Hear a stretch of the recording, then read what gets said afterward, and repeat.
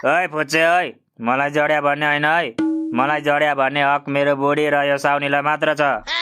किन जड्या अङ्कल? बुढीले खाना दिन्छ अनि साउनी आन्टीले रक्सी दिन्छ भनेर हो? त्यही त हो नि, यो जडियाले मेरो रक्सीको पैसा पनि दिएको छैन।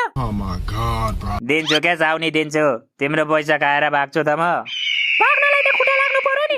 उठेर दुई पाइला त हिँड्न सक्दैन। यस्तो मान्छे कसरी भाग्छ? भोलि खुरुक्क मेरो पैसा देऊ है। ल के साउनी दिन्छु के।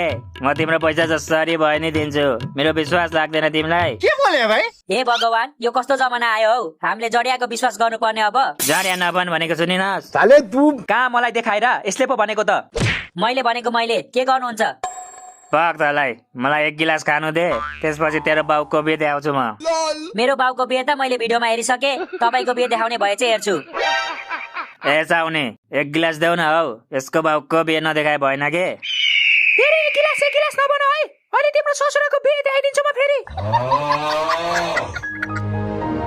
बिचरा हाम्रो कुरा सुनेर निन्द्रा लागेछ जडिया अङ्कललाई। निद्रा लागेको होइन हौ, स्विच अफ भएको। यो जडियाको ब्याट्री सक्यो अब।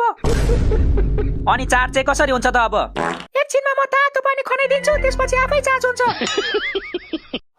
अब चुचु लास्टै जाडो भयो यार। आइज हक गरौँ। छोड मलाई, जाडो भए पनि आएको तप्न जा।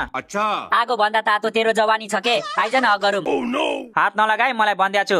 आन्टी यसलाई आगोमा लगेर हालिदिनु त, जाडो भयो यसलाई। ल यस्तो